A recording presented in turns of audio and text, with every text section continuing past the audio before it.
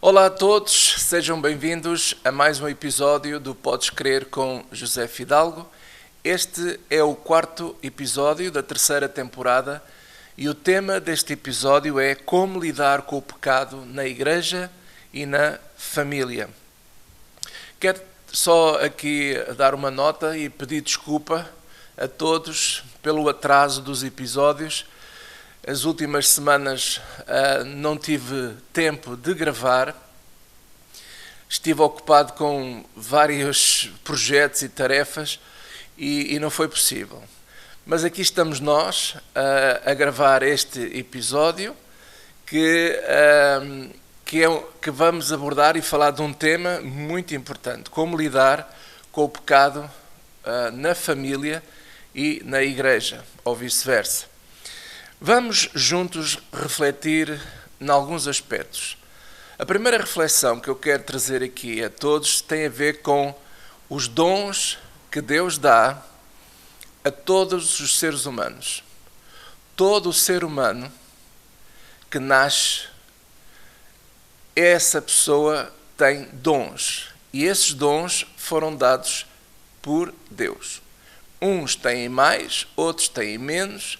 Uns estão mais desenvolvidos, outros estão menos desenvolvidos, mas todas as pessoas têm dons. E os dons de Deus não têm género nem idade. Porque assim como Deus dá dons aos homens, também dá dons às mulheres e dá dons às crianças. No caso das crianças, eu creio de todo o coração, até pelo exemplo que Jesus Cristo nos deu, que existem certos dons que necessitam de tempo para amadurecer. Jesus esperou até aos 30 anos para exercer os dons que já estavam nele, mas que chegou o tempo certo de os exercer. Foi quando ele começou o início do seu ministério. Na verdade, o plano de Deus, ao enviar Jesus Cristo, se concentrou a partir desse tempo, apesar de que, até lá, Jesus não esteve parado. Jesus exerceu outras atividades e exerceu também outros dons. Estou-me a lembrar da questão da carpintaria. Ele aprendeu o ofício de carpinteiro com José. E assim foi. Durante esses 30 anos, Jesus cresceu em sabedoria e obediência, conforme as Escrituras nos indicam. E esses dons que estavam reservados para o início do seu ministério foram amadurecidos, fortalecidos. E eu creio pessoalmente pelo Espírito Santo de Deus. Mas todos os seres humanos têm dons.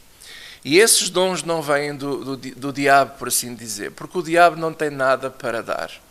Tudo o que é bom só pode vir do Pai das Luzes, conforme as Escrituras dizem. E Ele dá dons aos homens. Já vamos ver isso com mais pormenor nas Escrituras. Agora, outra reflexão que eu quero dizer a vocês é o seguinte.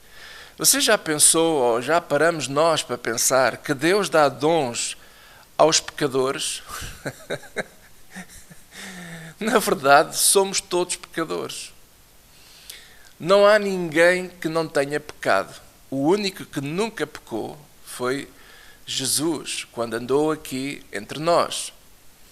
Mas todos os seres humanos, todos, conforme o apóstolo Paulo escreve na carta aos Romanos, não há ninguém que não tenha pecado. Não há um justo sequer. Não há ninguém que possa dizer, eu? Não, nunca fiz mal a ninguém, nunca pequei. Isso não existe. Todo o ser humano peca. E mesmo assim, Deus dá dons aos pecadores, que somos nós todos. Quer estejamos dentro das igrejas ou fora das igrejas, todos têm dons. Todos. Quer a pessoa seja considerado um crente ou quer seja considerado um descrente, todos têm dons. E Deus não se envergonha de dar dons a todos.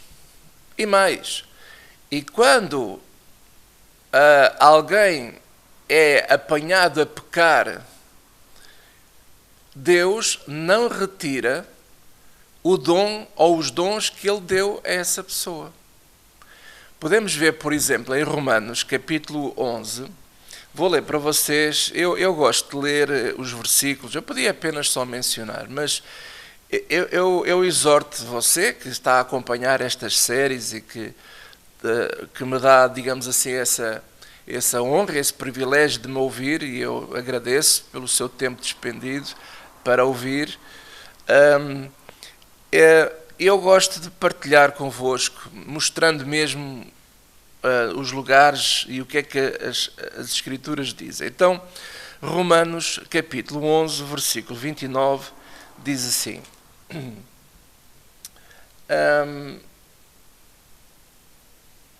diz assim: porque os dons e a vocação de Deus são sem arrependimento. Isto é, os dons que Deus dá aos homens e a vocação que Deus dá também aos homens são sem arrependimento. Isto é, Deus dá e Ele não vai retirar só porque algures no tempo, na sua caminhada, a pessoa pecou, cometeu um delito, ou até, como nós costumamos catalogar os pecados, como um pecado grave. Então, a pessoa cometeu um pecado grave, então Deus tira-lhe o dom. Nós, homens, é que gostamos muito de fazer isso, dar e tirar. mas Deus não é assim. Porque os dons de Deus e a vocação que vem de Deus para cada um de nós são sem arrependimento. Isto é muito importante nós entendermos isto. Porque, veja, o próprio Deus já deu os dons aos pecadores. Ele já deu. A Escritura diz assim: estando nós em nossos pecados e em nossos delitos, Ele nos amou. Ele nos amou estando nós mergulhados na lama do pecado. E Ele nos perdoa. Ele perdoa os pecados de toda a humanidade. Não só os nossos, mas de todo o mundo. Que é isso que a palavra de Deus nos ensina. E esses dons foram dados e agora Ele não os vai tirar. Ele não os vai tirar porque Ele já decidiu dar, Ele decidiu amar. Isto é muito importante nós refletirmos e pensarmos. Por exemplo, todos os pecados, e agora vamos falar, por exemplo, de homossexualidade. Homossexualidade é pecado. Eu sou aqui o primeiro a dizer: a homossexualidade é pecado. A palavra de Deus ensina claramente. Mas a mentira também é pecado. O adultério também é pecado. Nós não encontramos adultério somente na comunidade dos homossexuais ou de quem tem essa orientação sexual. O adultério pode acontecer em qualquer situação. A avareza é pecado. A avareza é pecado. O engano é pecado. Por exemplo, estamos aqui no livro de Romanos, né? Se formos ao capítulo 1 do livro de Romanos, não é? Diz assim, a partir do versículo, podemos ler a partir do versículo 24, diz assim: pelo que também Deus os entregou à concupiscência dos seus corações, à imundícia, para desonrarem os seus corpos entre si. Ele agora vai entrar aqui neste relacionamento homossexual. Pois mudaram a verdade de Deus em mentira, honraram e serviram mais a criatura do que o Criador, que é bendito eternamente. Amém. Pelo que Deus os abandonou às paixões infames, porque até as suas mulheres mudaram o uso natural, no contrário à natureza. E semelhantemente também os homens, deixando o uso natural da mulher, se inflamaram na sua sensualidade, uns para com os outros, homem com homem, cometendo torpeza e recebendo em si mesmos a recompensa que convinha do seu erro. É um erro. E como eles se não importaram de ter conhecimento de Deus, assim Deus os entregou a um sentimento perverso para fazerem coisas que não convêm, estando cheios de toda a iniquidade, prostituição, malícia, avareza, maldade, cheios de inveja, homicídio, contenda, engano, malignidade, sendo murmuradores, detratores, aborrecedores de Deus, injuriadores, soberbos, presunçosos, inventores de males, desobedientes aos pais e às mães, necios, infiéis nos contratos, sem afeição natural, irreconciliáveis, sem misericórdia, os quais, conhecendo a justiça de Deus, que são dignos de morte os que tais coisas praticam, não somente as fazem, mas também consentem aos que as fazem. Não só os que praticam, e há aqueles que veem e consentem. Está tudo bem. Ora, quem são estas pessoas que está aqui a falar? Será que é só os homossexuais? Não. Paulo está a falar de todos nós. Todos nós éramos assim, pecadores. Uns pecávamos numa área, outros pecavam noutros. Estamos aqui a falar de murmuração, estamos aqui a falar de injustiças, da soberba, da presunção, inventores de males, desobedientes a pais e a mães, infiéis nos contratos, sem afeição natural, irreconciliáveis, sem misericórdia. Quantas vezes nós não exercemos misericórdia? Então, aqui Paulo está a trazer a nós um espelho de nós mesmos, incluindo Paulo. Nós éramos assim. E por isso éramos todos merecedores de morte. É por isso que a Escritura fala que o salário do pecado é a morte. Mas Deus, estando nós mergulhados nesta lama toda, nos amou. Nos amou. E Deus dá dons aos homens. Então, até os pecadores, que somos todos nós, até os pecadores, que somos todos nós, todos têm dons. E Deus não os tira. Por exemplo, vamos falar dos homossexuais. Eu conheço algumas pessoas que são assumidamente homossexuais, tanto homens como mulheres, e têm dons fantásticos. Vocações que Deus deu a eles. Nós encontramos excelentes profissionais em todos os setores da sociedade. Em todos. Assim como também encontramos excelentes profissionais que são heterossexuais. Há pessoas que são heterossexuais, mas são mentirosos. São infiéis, cometem adultério, mentem, enganam, fazem contratos, conforme diz aqui assim, são infiéis aos contratos. Então, em que ficamos então? Isto parece uma confusão. Como é que é possível Deus dar dons a estas pessoas e não tirar esses dons? Vamos falar de outra situação. Por exemplo, pessoas que gostam de praticar bruxaria.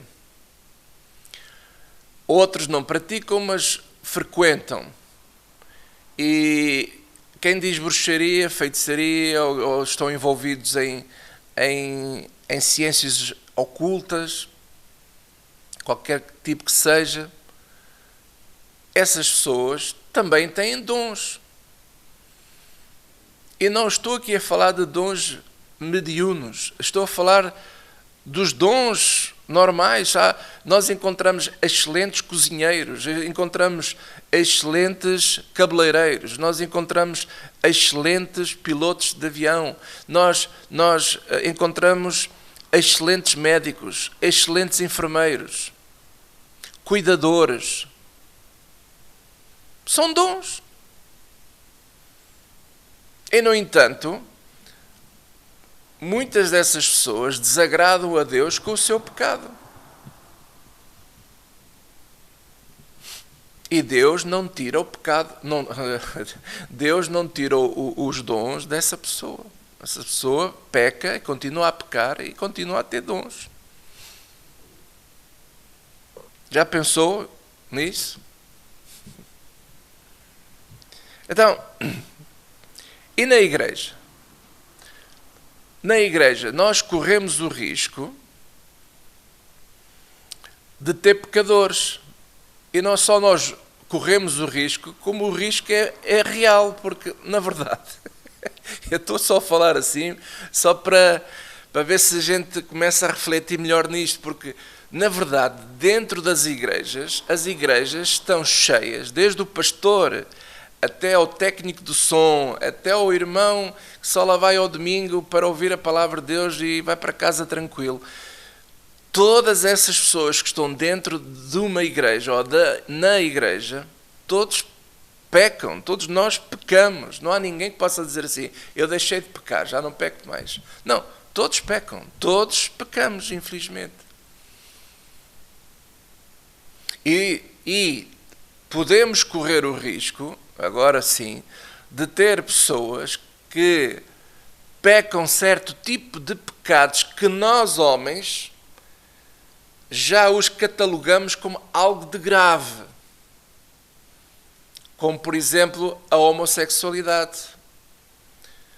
Nós podemos ter pessoas dentro das nossas igrejas que são homossexuais e, no entanto, ninguém sabe.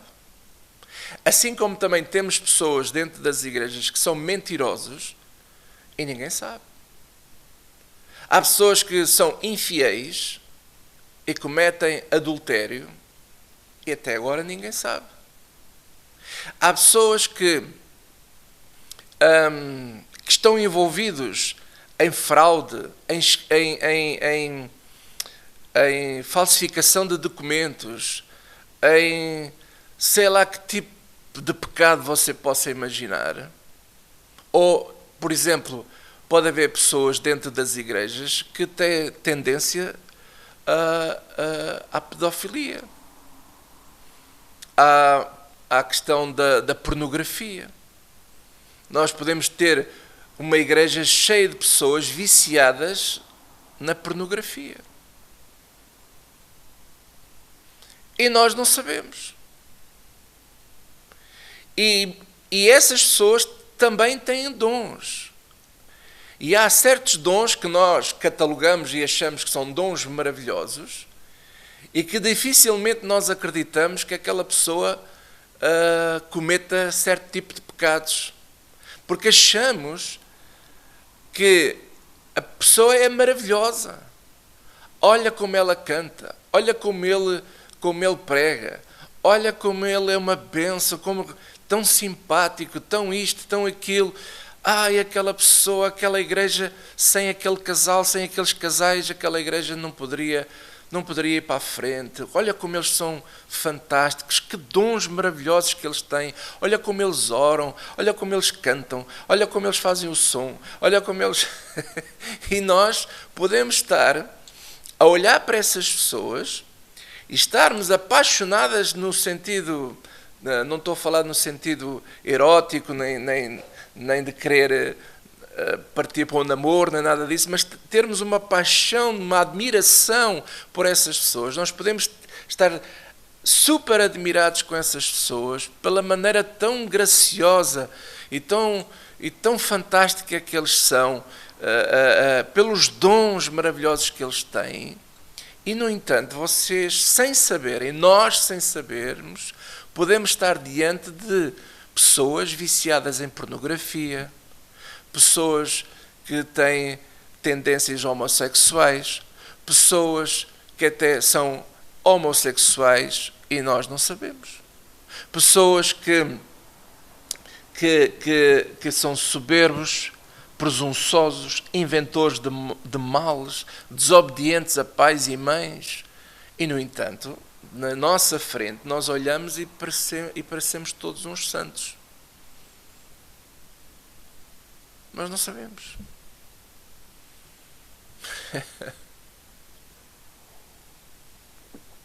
Agora, o que é que está a faltar? O que é que está a faltar? Está a faltar algo muito importante, que no meu ponto de vista, as igrejas pouco ou nada fazem. E as que fazem, as pessoas não gostam, a maioria das pessoas não gostam. Mas é importante ser feito. E Jesus ensinou. Ensinou o quê? A saber julgar, e presta atenção agora ao que eu vou dizer, a julgar quando aquilo que está em oculto se revela. As pessoas podem estar muitos anos, ou muitos meses, ou um tempo enorme, a ocultarem o seu pecado, os seus vícios, e nós não sabemos. Nós podemos ter pastores que são viciados em pedofilia, em pornografia, e que até já se envolveram em situações bem mais graves, na questão, por exemplo, da pedofilia. Ou podemos ter pastores, pregadores fantásticos, que cometem adultério, que têm tendências homossexuais. Podemos ter o que quer que você imagine dentro da igreja, que durante anos e anos e anos e anos, ninguém soube, ninguém sabe, só Deus é que sabe, é o único que sabe, mas algum dia as coisas vêm-se a saber. E quando se vem a saber, o que é que está a faltar, e aqui é um grande defeito da igreja no modo geral, no mundo inteiro, é saber julgar o pecado do irmão. Porque o pecado tem que ser confrontado, tem que ser julgado. Conforme Deus dizia a Caim, o pecado jaz à tua porta. O pecado jaz à tua porta. E quando o pecado jaz à nossa porta, ele tem que ser julgado. Porque o sangue desse pecado clama. E precisa ser julgado.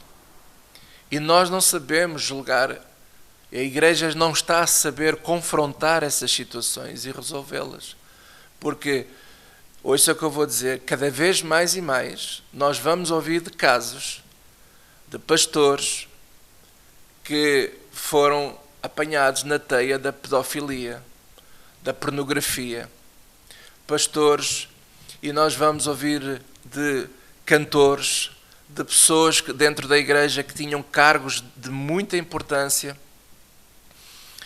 que durante anos e anos fizeram trabalhos excelentes, os seus dons funcionaram de uma maneira absolutamente fantástica, mas que aquele pecado que estava ali escondido, oculto, que a pessoa nunca soube lidar com ele, nunca soube resolver aquele pecado, vai chegar um dia que vai vir ao de cima.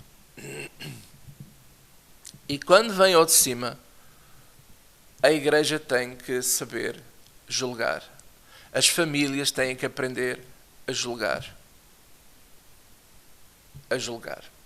E vamos ver as palavras de Jesus Cristo em Mateus capítulo 18. Mateus 18.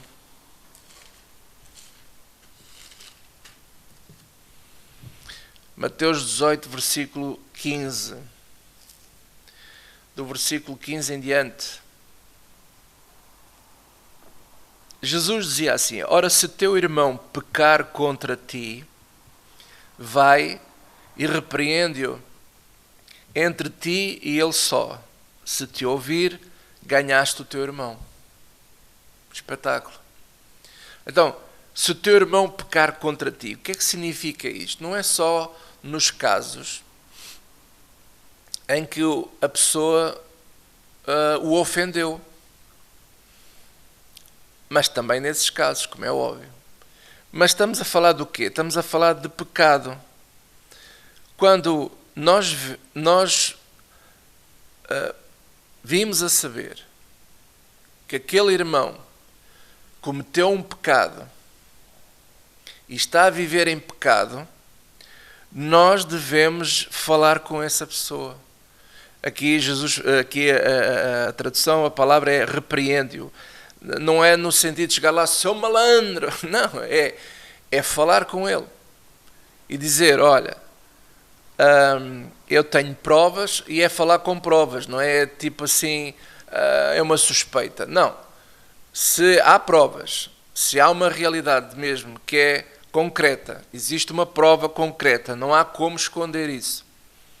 Ora, se o teu irmão pecar contra ti, vai e repreende-o entre ti e ele só. Se te ouvir, se ele se arrepender, se ele se retratar e verificarmos que ele está diferente, então ganhaste o teu irmão.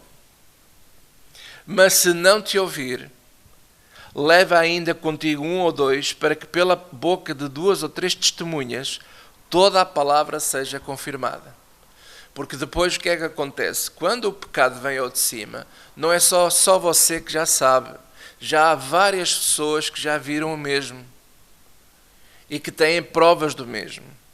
Então essas pessoas devem se juntar consigo e ir falar com aquela pessoa, com o prevaricador, com o pecador, digamos assim. Pecadores somos todos, mas estamos a falar daquela questão, daquele pecado que está a prejudicar a igreja, que está a prejudicar o relacionamento da igreja, está a prejudicar a vida do próprio irmão.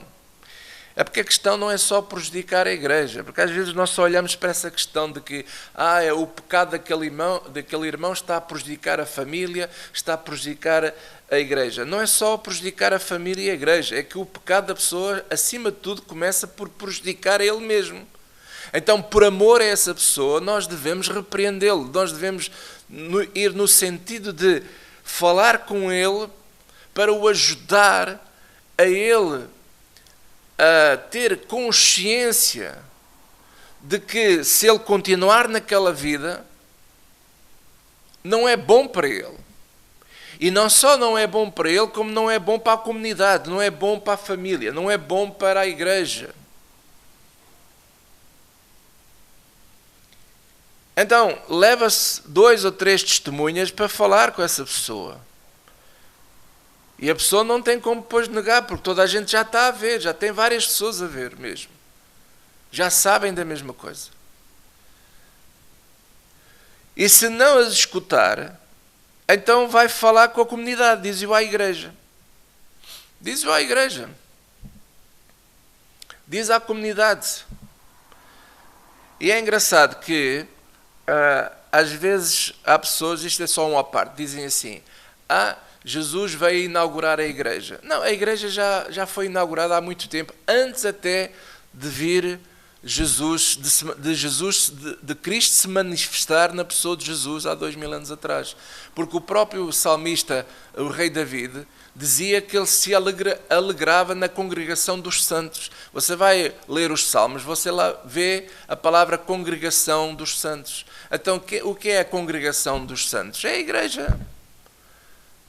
Mas isto foi só uma parte. Então, diz-o à igreja, diz-o na sinagoga, diz-o.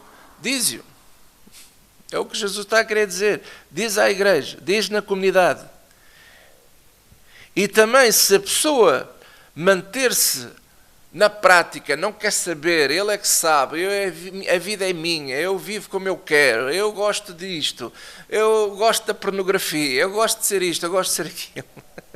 Então, consideram como gentio e publicano.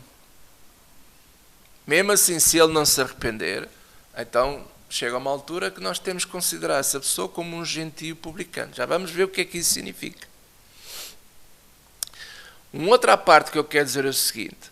Existem certos pecados que, à luz da lei portuguesa, estou a falar para portugueses, eu sou português, e se houver pessoas que estão noutros países a ver este vídeo, aonde você vive, o país tem uma lei.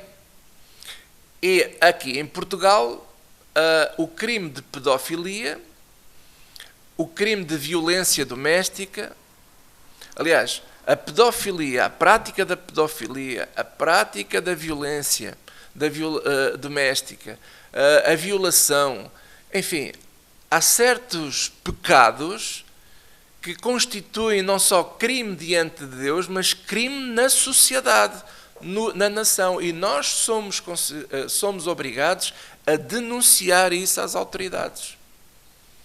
Porque é considerado um crime público.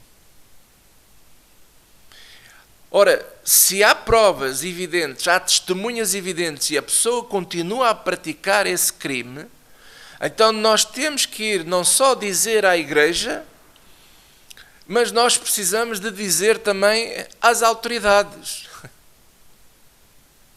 Porque nós não podemos ser coniventes com esses crimes, com esses pecados. Porque se formos coniventes com esses pecados, nós somos iguais a eles. E este é que é o problema atual. O problema da igreja atual é que nós estamos a ser muito coniventes. É por isso que a igreja é o que é. É às vezes um bando de sei lá o quê. Tudo é permitido. Com a capa do amor, com a capa de não sei o quê, tudo é permitido. Então, o que é que nós precisamos de fazer? Se forem crimes públicos, crimes muito sérios, que envolve a lei portuguesa, nós temos que denunciar, não só à igreja, mas temos que denunciar às autoridades competentes para que essa pessoa seja julgada. E na igreja nós temos que também aprender a julgar as pessoas, porque Paulo dizia à igreja de Coríntios que a igreja de Coríntios era uma vergonha, as pessoas não sabiam julgar. A única coisa que sabiam fazer é quando havia crimes mais graves, punham-os em tribunal. Até aí tudo bem, mas dentro da igreja depois não sabiam julgar, as pessoas continuavam a fazer o que bem entendiam dentro da igreja. Então, há aquele caso que está em 1 Coríntios 5, não é? De uma pessoa que tinha relações sexuais, relações promíscuas com a sua madrasta, e Paulo teve que dizer à igreja de Coríntios, dizer, vocês nem sequer conseguiram julgar essa pessoa, vocês nem sequer fizeram nada, permitiram essa pessoa continuar a exercer os seus serviços dentro da comunidade, da igreja. Mas isso tem que ser julgado, é o que Paulo estava a dizer. Então, nós temos que ter, digamos assim, esses cuidados e saber distinguir o que é andar em amor. Andar em amor não é permitir tudo. Deus é um Deus de amor, mas Deus também é um Deus de justiça. E Jesus está a dizer aqui que nós devemos fazer o quê? Considerar essa pessoa como um gentio e um publicano. Então a primeira coisa que nós temos que fazer, quando alguém é apanhado a cometer certos pecados, que são gravíssimos, não só para a sociedade, mas também gravíssimos para a igreja em si, a igreja tem que aprender a julgar. Então a primeira coisa, o que é que se tem que fazer? Tem que se afastar essa pessoa do seu cargo. Tem que se afastar a pessoa do seu cargo. Se ele é pastor, pregador, e se ele é viciado em pornografia e vem-se a saber isso e há provas disso, essa pessoa tem que ser afastada do seu cargo. Agora, porquê é que algumas pessoas não são afastadas do seu cargo? Porque muitas das igrejas o pastor é que manda, então ninguém tem poder de o afastar e ele nem sequer tem a hombridade de ele mesmo se afastar, de se demitir. Mas se a pessoa quer realmente levar as coisas de Deus a sério, então no mínimo tem que se afastar. Tem de se afastar.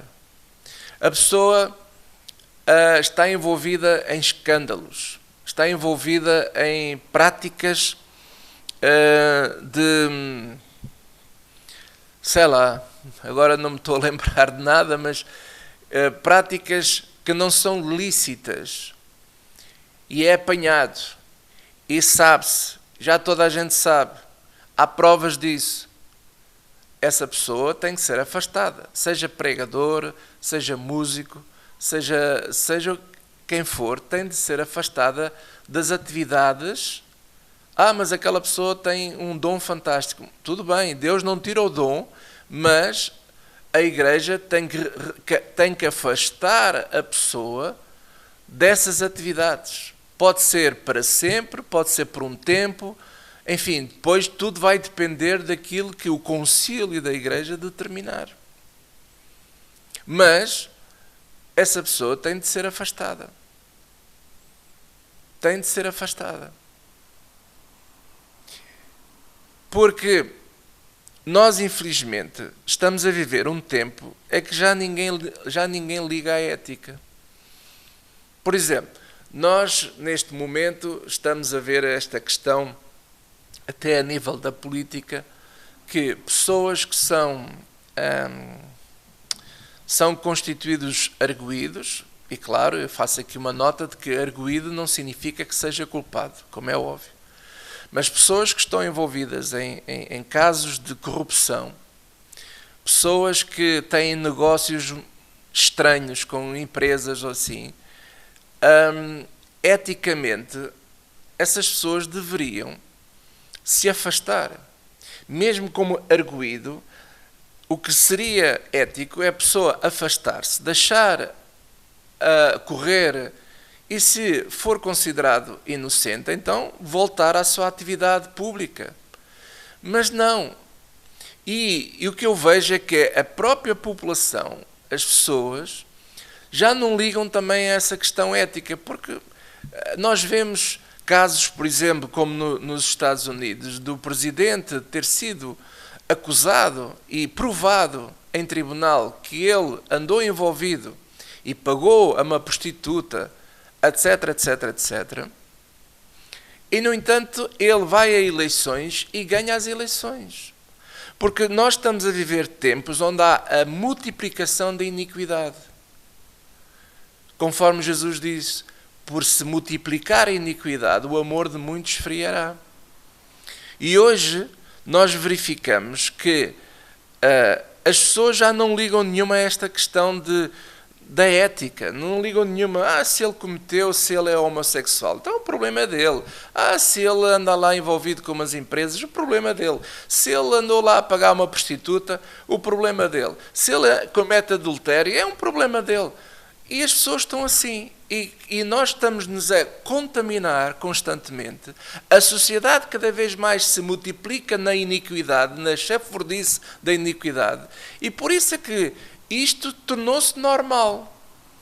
E entrou na igreja também, porque na igreja tornou-se normal ter pastores que já vão no terceiro casamento, tornou-se normal ter pessoas que adulteram, não há problema nenhum, o Senhor é bom. Tornou-se normal ter mentirosos e praticar a mentira, tornou-se normal ter a prática da pornografia, e pronto, a gente fecha um olho. Já se tornou tudo normal, porque nós achamos assim, isso é lá com eles, cada um depois vai dar contas a Deus. Não podemos pensar assim, porque a Bíblia nos ensina a não pensar assim. Tem de haver julgamento, tem de haver, a igreja tem que saber julgar, porque é o que Paulo diz a Coríntios, se vocês não sabem se julgar uns aos outros, como é que vocês depois irão julgar no futuro os anjos? Sim, porque nós iremos participar no julgamento de Cristo e nós iremos julgar os anjos, conforme Paulo fala lá. Ora, se nós nem sequer agora temos a capacidade de nos julgar a nós mesmos, como é que nós vamos julgar os outros? Então, nós temos que aprender o que Jesus nos está aqui a ensinar. Nós temos que confrontar e repreender as pessoas. Agora, qual é o problema também que às vezes eu vejo? É que as pessoas pensam assim, o pastor que faça. Ele é pastor, é ele que vai lá confrontar a pessoa. Muitas vezes o pastor nem sabe o que é que está a acontecer. Não, é responsabilidade de todos nós individualmente. Se algum irmão, Jesus disse, se o teu irmão pecar contra ti, ele não diz assim, vais chamar o teu pastor para ir repreendê-lo. Não, és tu mesmo que vais lá falar com o teu irmão. Mas o que é que as pessoas preferem? Como não querem ter problemas, não querem se dar ao trabalho de repreender ou de ir falar ou de confrontar a pessoa, prefere ficar calado ou então muitas vezes até vir às costas, sai da igreja e vai para outra igreja, porque não quer confronto. E Jesus está a dizer, nós temos que nos confrontar. Faz parte das famílias e das comunidades confrontar. Uma família que não se confronta, volta e não volta, uma comunidade que não se confronta com os seus erros, é uma comunidade, é uma família condenada ao fracasso. Condenada à chafrudice da iniquidade. E se a iniquidade nos domina, estamos perdidos. Estamos completamente perdidos. E isto é um assunto sério. Que nós como igreja e nós como família precisamos de aprender. Dentro das famílias há problemas também. Que precisam de ser confrontados. Agora, quando Jesus diz aqui, considerai-o como gentio e publicano, ele não está a dizer assim, agora corta as relações, não falas mais com aquela pessoa. Não, não é isso que Jesus está a dizer. Ou que a pessoa está proibida de entrar na igreja, não pode entrar mais na igreja. Não, não é isso que Jesus está a dizer. O que Jesus está a dizer é considerá-lo como gentio e publicano. O que é que a gente faz aos publicanos e gentios? Na altura, o que é que eles faziam? Pregavam o Evangelho, ensinavam as pessoas, ajudavam. E tínhamos uma atitude de recuperar essas pessoas. Nós precisamos de recuperar o gentio e o publicano. Então, se a pessoa desejar, ela pode ser recuperada. Porque o pecado que a tem dominado, esse pecado pode ser dominado de outra maneira, pelo Espírito Santo. E a pessoa pode vencer aquela situação que tem atormentado e que tem levado a pessoa a pecar. Então, cabe à igreja também, e cabe a nós, restaurar as pessoas. Mesmo até quando elas, num primeiro momento, parece-nos a nós que não se querem arrepender. Nós temos que ter uma posição de que se a pessoa quiser, há solução para ela. E ela tem que saber isso. A pessoa tem que saber que há sempre solução. Porque o Evangelho de Jesus Cristo é o poder de Deus para a salvação de todo o homem. Para a salvação de todo o homem. Então, não é fácil este assunto. Isto é um assunto, isto aqui dá pano para mangas. Podíamos estar aqui horas e horas a falar e muitas pessoas a fazer perguntas. Por enquanto ainda não é possível abrir, digamos assim, a janela das perguntas, mas nós temos que refletir sobre este assunto. Nós como igreja, nós como sociedade, nós como família, temos que pensar bem nestes assuntos, refletir sobre estes assuntos. E porquê? E agora, para terminar, gostava de ler-vos para vocês 1 de Pedro, capítulo 4, 1 de Pedro 4, 10. Diz assim, cada um administre aos outros o dom como o recebeu, como bons dispenseiros da multiforme graça de Deus. Porquê é que Deus dá dons aos homens? Para que todos possamos ser administrados, sermos agraciados, abençoados.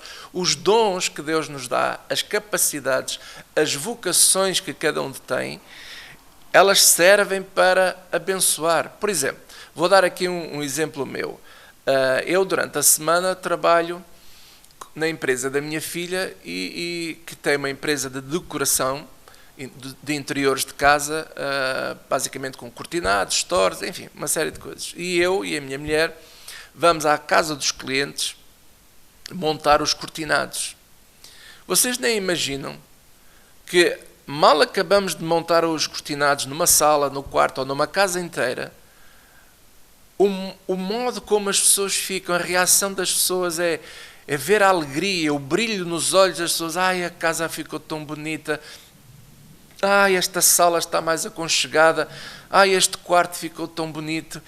E a pessoa é abençoada por alguém que tem o dom de confeccionar cortinados, por exemplo. A ver como as pessoas são abençoadas. Cada um administre aos outros o dom, como recebeu, como bons dispenseiros da multiforme graça de Deus. Depois ele é mais específico, está a falar mais para a igreja, diz assim: se alguém falar, fale segundo as palavras de Deus. Se alguém administrar, administre segundo o poder que Deus dá, para que em tudo Deus seja glorificado por Jesus Cristo, a quem pertence a glória e poder para todo o sempre. Amém. Para que em tudo Deus seja glorificado. Quem é que vai beneficiar com a bênção que é sermos abençoados com os dons uns dos outros? Quem é que vai ser glorificado? É Deus que é glorificado, porque somos abençoados. E isso traz glória para Deus. Agora, quando alguém eticamente está errado, cujo seu pecado atrapalha este espírito que acabamos de ler, então isso não traz glória nenhuma para Deus. É por isso que o pecado tem que ser julgado na igreja. Nós temos que aprender a julgar os pecados na igreja, como comunidade. Agora, cada igreja depois pensa numa estratégia de como é que vai administrar este assunto, mas precisamos de refletir sobre isto, porque está em causa a glória de Deus.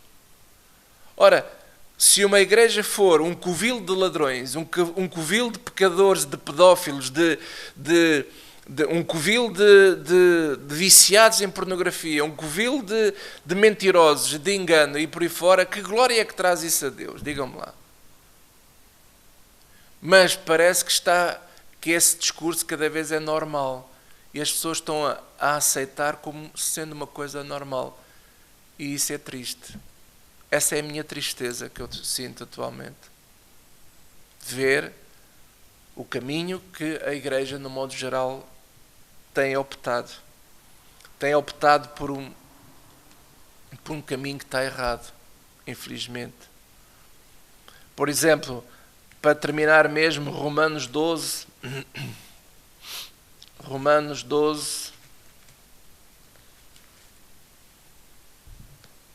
versículo 6 a 8.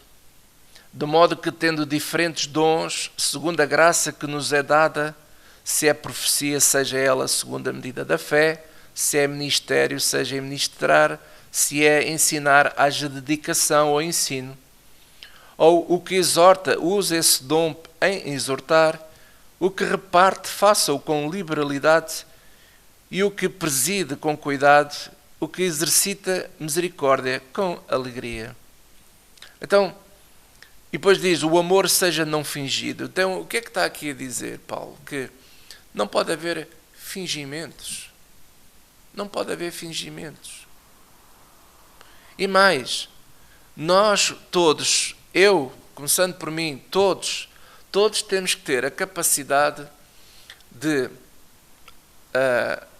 reconhecer que quando nós não estamos bem, nós devemos pedir ajuda. Nós devemos pedir ajuda.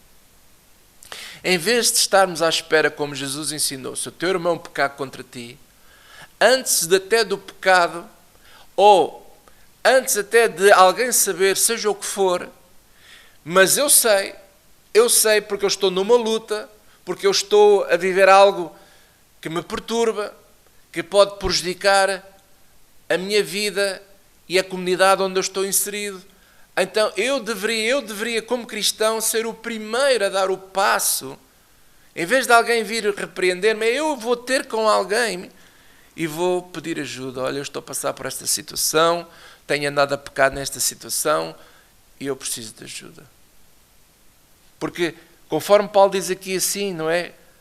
O que exercita, exercita a misericórdia com alegria, e o que preside com cuidado. E o amor seja não fingido.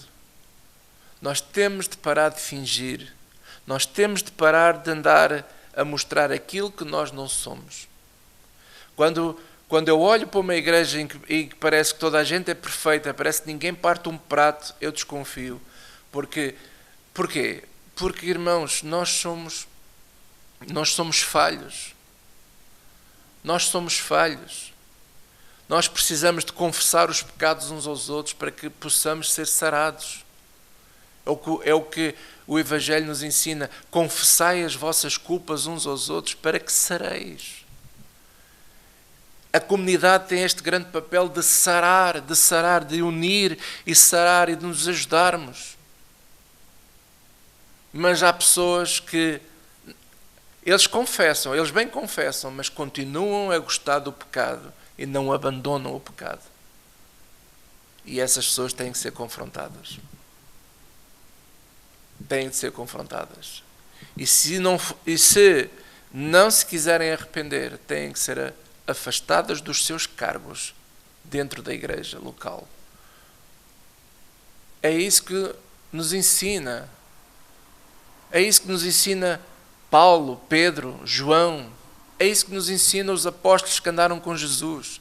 É isso que Jesus também nos ensinou. A saber distinguir quando é que temos de andar em amor e quando é que nós temos de praticar justiça. Porque a prática da justiça é também amor. É amor não fingido. É amor não fingido. E pronto, chegamos ao fim deste episódio. Havia muito para dizer, mas deixo aqui, digamos assim, estes alertas, estas reflexões que nós precisamos de refletir. Temos de pensar e temos que arranjar uma maneira de uma estratégia, não sei o que é que eu chamarei a isso, de que as igrejas precisam-se de apetrechar para saber lidar com assuntos destes. Para que, no final de contas, Deus possa ser glorificado e não enxovalhado. Deus abençoe, fica bem, até o próximo episódio.